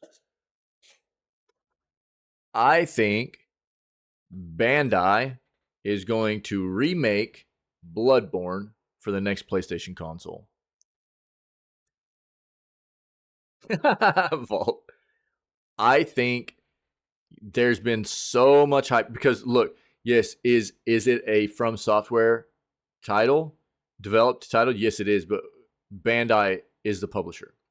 So Bandai owns the license for that, right? So I've said this for probably about a year now. I kind of came to the realization that I think that if you look at the timeline of like Demon's Souls, right? Demon's Souls was PS3, and the timeline of when Demon's Souls hit as to when it was remade for PS5 would fit the same exact timeline for Bloodborne, for when it came out for the PS4, and then for skipping a generation to be remade for the what would be the next generation of PlayStation console. It would fit. And they're not releasing Bloodborne on anything else. They're not releasing Bloodborne on any other platform. They're not releasing Bloodborne in a remaster or anything like that. People are losing their minds because they want more Bloodborne so bad. I think this is what's going to happen. I think Bloodborne is going to get remade for the next generation of console release for Sony. And it will be a huge, huge pull for people buying into their next generation of console. Massive. Sega and Bandai Namco have a history of working with Sony, so that part of this leak makes sense, but until otherwise confirmed, we're betting that we'll only get hints, never an actual confirmation. It's best to take this with a grain of salt. Earlier this year, Sony delayed the multiplayer spinoff of To The Last of Us, which it eventually iced and canceled. As per the reports following this, many have questioned the sustainability of Sony's games as a service approach, especially after a renowned studio like Naughty Dog couldn't deliver. Practice of pivoting traditionally single-player studios towards games as a service has drawn plenty of flack. Such a transition is counterintuitive, often leading to companies failing, alienating, or laying off their staff. The very nature of games as a service requires a commitment far beyond that of traditional single-player or multiplayer modes. These services demand extensive and ongoing support, possibly spanning years, in hopes of attaining the rare elusive hit. A single-player game, or one with a simple multiplayer mode, can be launched and then left to the care of a relatively smaller team compared to when it was still in development. In contrast, a game as a service game requires continuous nurturing, both in content and community management. Yep. In the midst of the hullabaloo, it's crucial to remember that Sony Studio often praises the company for granting them creative freedom. This suggests the drive for games as a service might not be entirely a top-down decision, but one born from a developer eager to tap into the games as a service market. Perhaps Sony granted them too much autonomy, or they bit off more than they could chew, or maybe it's a case of both, which ultimately led to missteps in the transition. While it's possible to interpret the recent rumors as Sony pulling away from games as a service following the imminent resignation of Jim Ryan, some believe the company is merely recalibrating its strategy. Actually, Sony owns the license, I think, with Bandai for Bloodborne, which is why it would not be able to be released anywhere else. It's worth noting that Sony has invested heavily in this area, especially with its acquisition of Bungie. Their expertise in live services is invaluable, and Sony's substantial financial commitments suggest they are unlikely to abandon ship based solely on a single game's failure. If true, what's happening is a more nuanced approach. Sony could be focusing on assigning specific studios like Bungie to spearhead high-quality live services, while letting other studios traditionally rooted in single-player experiences continue in their domain or transition at a more organic pace, depending on their preference. The abrupt shift of single-player studios to games as a service could have been a miscalculation on Sony's part, one they are now rectifying. However, completely reversing their games as a service course seems implausible, especially with significant projects in development. Changing a game's fundamental design midway, especially transitioning between games as a service and single player, doesn't result in a favorable outcome. Thus, it might be more about streamlining and optimizing the games as a service workflow than outright abandonment. Probably so. Yeah, I hear you, Vault. But a ton of people do. And they know that, right? It's a smart business ploy by them. And I honestly think that's going to be a huge play for them. You know what I mean?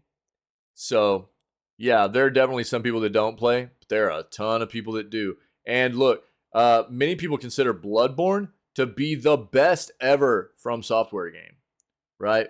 So many people consider it to be the GOAT. Yeah. And because it is a Sony and Bandai licensed game, they own the copyright for it and everything. It can't really be released anywhere else without both of those companies. If I remember correctly, both of those companies would have to sign off on it. And they don't want to.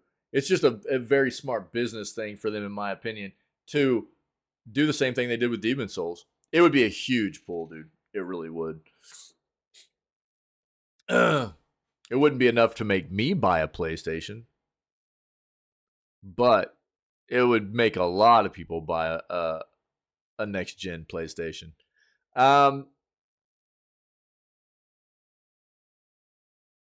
This approach would make sense after Sony invested billions in the genre again earlier this year, suggesting that it still firmly believes in its promise to release close to a dozen online games by 2026. Besides, Sony can't afford to rest on its laurels.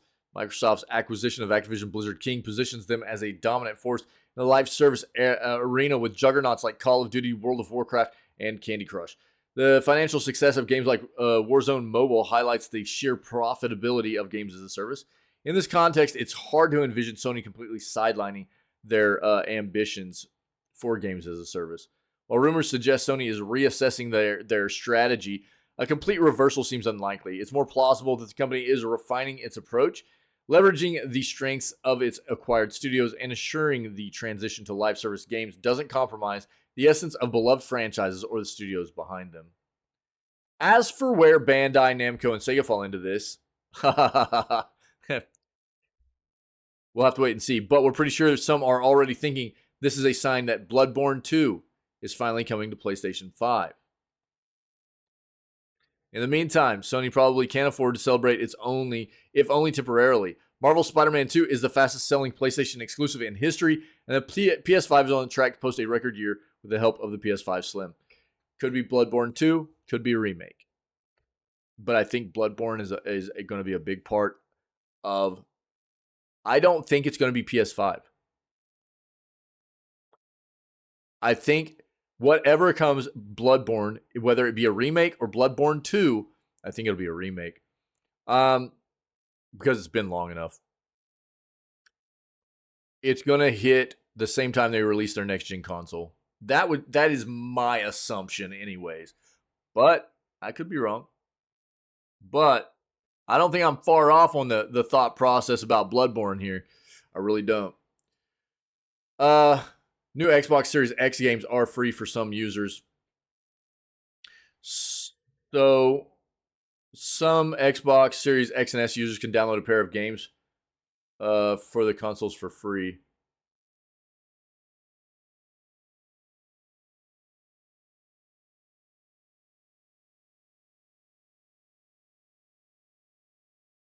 Oh, okay, yeah. We've already covered this actually. Hotline Miami and Hotline Miami 2 are both now on the Series S and Series X consoles. If you own them on the Xbox One, they are free upgrades. So, if you don't already own the games, the first is available for $10, while the sequel is $15. The pair can also be bought as a collection for $20. Okay, we've already kind of covered this. They're going to have trailers and info about the games down there. So here, I'll link it. You guys take a look.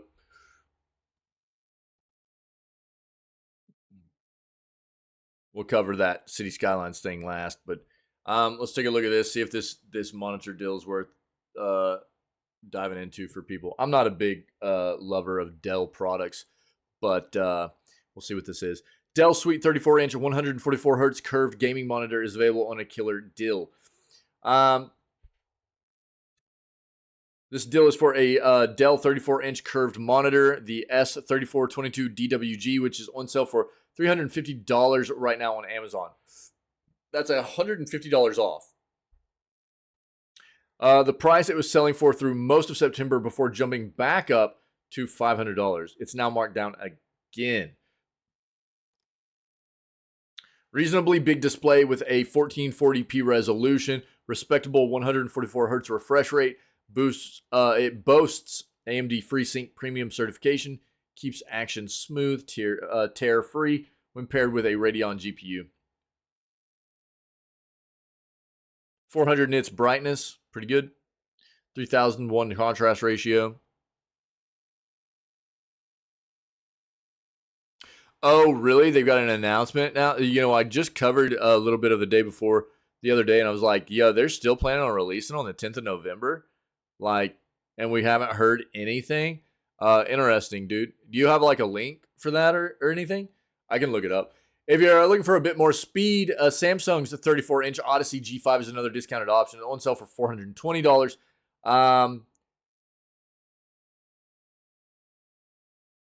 It's just got a bit of a faster refresh rate at 165 Hz. Lower nits, lower contrast ratio. HDR10 support, though.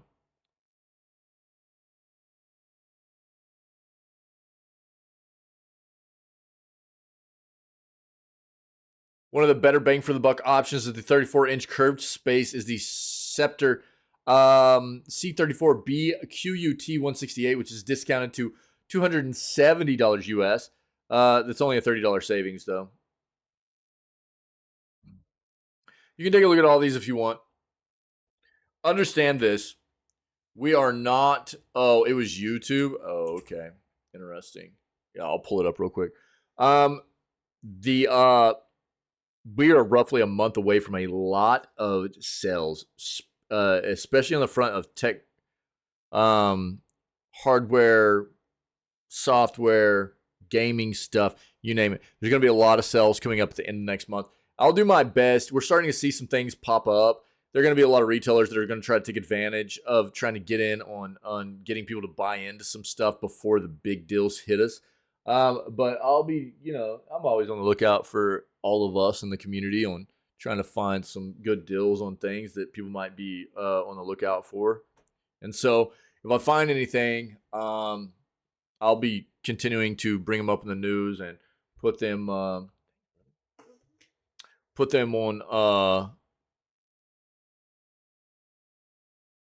in like the Discord Gamer Deals channel of the server and stuff like that. So I'll let you guys know. Yeah, but as we continue to move through November, plan on seeing a lot more deals come up because there are just a ton of deals that hit towards Black Friday time, the end of November. Here we go. This is the last article I have. Let me see what Vault has. See this real quick.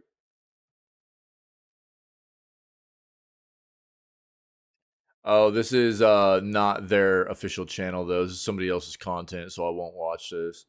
Um,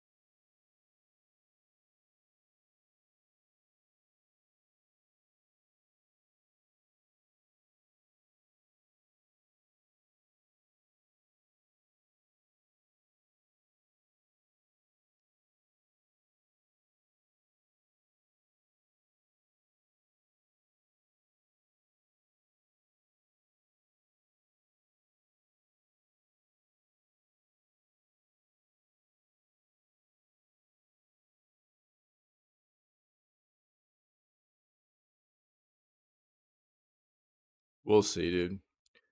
We'll see, man. I mean, there's been such a weird situation with this game.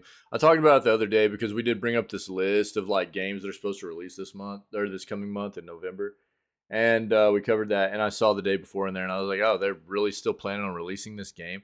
This is such a weird deal because the game was like the most wish list game on Steam for like a year and a half straight.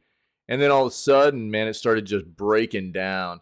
There were like issues of copyright because they never copyrighted the name for the game. And I don't think so either, dude. I really don't. There's a lot of weird crap going on with this title. And for something that was so hyped once upon a time, for developers that we literally don't know anything about, we've never seen them do anything before either. They were lucky enough to garner this amount of hype, but dude, they've really botched it. They messed up, man. And it's one of those things where, I think, good for them and, lucky for us if the game comes out and ends up being good. But this is definitely not something I recommend anybody jumping into on release. As sketchy as this game even originally was, there was a lot of hype because the premise of the game and what they were promising was very intriguing. Excuse me. But the fact that we don't really know anything about these developers, they haven't brought anything to the table for us before, yeah, I know. That's what I'm saying. I mean, lucky for us if it is, yeah. But right now, I mean, there's plenty of reason to be hesitant about this, to be skeptical about this. And honestly, I don't see it releasing on the 10th of November. I mean, it's a weird deal. It's gotten a lot of really weird information about the game and very little of information since all the craziness happened with it. So I don't know, dude. It's if it comes out on the 10th, we'll take a look and see what people are saying about it. But I'm definitely not buying this on the 10th if it does come out. I think it'll get delayed again, but I don't really know. It's a weird situation with this. Be dying laugh. Yeah, I mean, look, man, it's not like it's out of the cards, but I think these chances are slim, But I mean, never say never, dude. So we'll see what happens. See what happens. This is the last article we got for the day, and then we'll move on and play a little bit of Alan Wake 2 before I call it, so I can take care of the familia. But yeah, again, look, man, I've got an article out there on YouTube right now about a previous video gaming news segment we did where I'm not a fan of Colossal Order right now. The way they addressed this release of this game was, in my opinion, very bad. They basically came out and told everybody the game's not ready for release, but we're releasing it anyways, and didn't explain why that was their decision. Many people can speculate about it was a push from the publisher or whatever, but ultimately what this comes down to is that this is a video game, and the people responsible for the product being finished and performing well is the developer behind it, and that is Colossal Order. And fact of the matter is, this game is pretty busted right now. It is not performing very well. There are some people saying that they're okay with the fact that they're dealing with the performance bugs and they're still enjoying the experience. Good for them. It's not an out for that developer, though. The game shouldn't have been released in an unfinished state. No developer should be doing that. It's not fair to us as the consumer and as gaming enthusiasts to have to deal with this crap. But if you just to like start off, I mean, you can see it's at like a 55% review right now on Steam.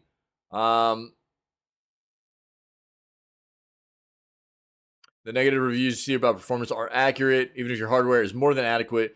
Game should have had another few months of Q&A before release. Quality assurance, which means basically, playtesting and bug fixing and polishing and stuff like that. Serious performance issues, refunded. It's riddled with issues. It wasn't finished. Like that link that I put in chat, Colossal Order publicly admitted to the fact they're releasing this game unfinished. And that is trash. No developer should be releasing a game unfinished. That's balls. It's terrible. It's a horrible way. That tells you developers have become so comfortable with not finishing a game before release that they're willing to even admit to the public that their game is not finished, but they're releasing it anyways. That's how comfortable they are. That's terrible. So, into this, City Skylines 2 has 8 packs of regional buildings on the way for free. 2,500 new building assets spread across 8 regional themes like the UK and China should spice up your choices. So they've announced the 8 new regional building themes will come to the City Builder via the Paradox Mods distribution platform created by a variety of well-known modders from the City Skylines modeling scene. The new packs will be Japan, UK, East Coast US, West Coast US, China, France, East Europe, and Germany. Spread across these thematic regions will be over 2,500 new assets. These will join the 2 already in-game, the more generic European and American themes.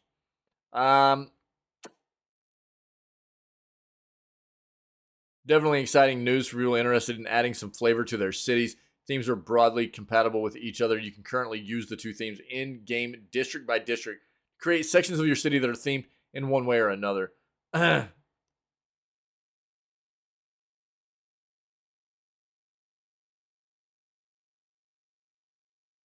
So, even PC Gamer reviewed the game and said that even though it was an impressive game, Colossal Order's new urban city builder is huge and impressive, a complex machine with tons of moving parts that improves on many of the systems and features of the original game. Unfortunately, it's also let down by its scope, and technical problems are holding the game back from its full potential because it's not finished. The development team even took the drastic step of warning players before release about optimization and performance issues with the release build of City Skylines 2. Colossal Order has, however, been very clear that the issues in-game as of now are solvable ones. They'll just take some time to fix. They should not have released this game. This game was not finished. There's no way they should have released this game right now. This is a terrible issue, a terrible trend in the gaming industry, and we as the consumers pay the price for it. It's gross. It's terrible. It's got to stop. Exactly, Vault. Thank you.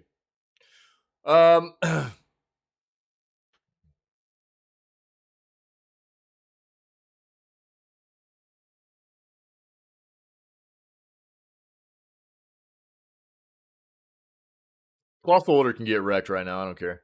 These are these companies that you got to remember who's doing this to you, man. You know, I talk about it all the time. You want to, keep buying into these developers, these companies that feed you broken products. This is a business. We are the consumers of businesses, right? Businesses want to produce a product that is not up to par with standards, is not finished, is broken. They don't deserve to continue receiving support. They don't deserve it. That's not the way business works. It's trash. Support the good devs that do the good things, that take care of us. You support those devs. Devs that do crap like this to us don't deserve it. Exactly. Heads will roll, baby. Dev heads will roll. Yeah, man. I mean, I'm very passionate about it. I hate it. There's too many of us, dude. I mean, I'm jaded, obviously. I'm jaded by it. I hate it. But too many of us, dude, have dealt with it. And I know there are a lot of other people that feel the same way I do. It's gross to see all the time, man. I hate it. I hate it very, very much. It's gross. That's the news, though, baby. That's the news. Sorry for the late start today, guys. Again, we just got a little bit of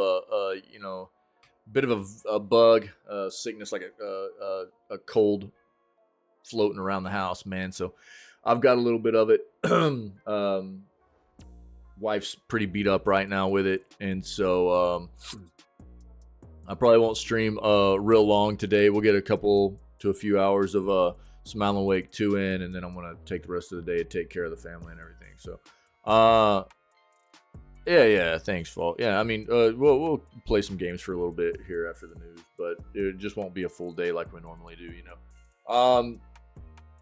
But great news segment. I appreciate it. Thanks for understanding about the late start and everything too. But this is what we do, man. For anybody that's hanging out that's not familiar with what our community and the channel's about here, we stream 6 days a week. Wednesdays are our down days. We always kick off our streams at roughly, usually 6 a.m. CST CDT. Sometimes life happens like today, but almost always 6 a.m. CST CDT, roughly, for kicking it off with video gaming news like we're just finishing up right now, and then we move on and play games for the rest of the day. But usually it's about an 8 to 9 hour stream. Today will be a little bit shorter, but this is what we do, man. We have a good time. We stay up to date with the gaming industry. We just have a good time playing games. Gaming is what brings us together, man. And we've got an amazing community of people that are always here, brought together by gaming, but awesome peoples, dude. Helping to create and cultivate an amazing place for all of us to hang out all the time, taking care of one another.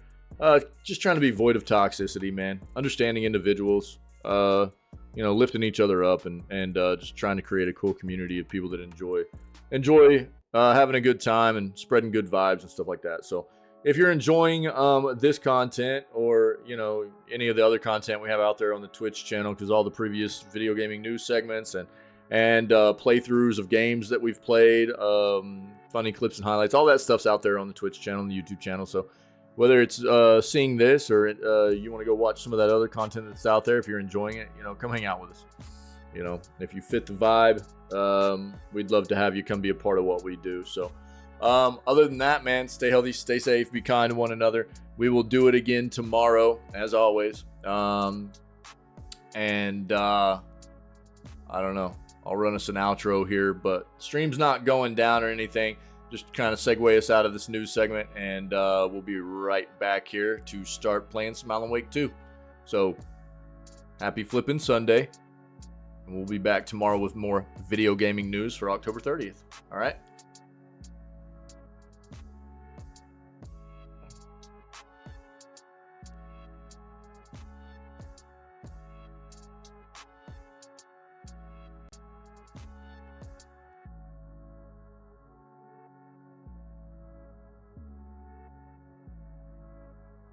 Mm-hmm.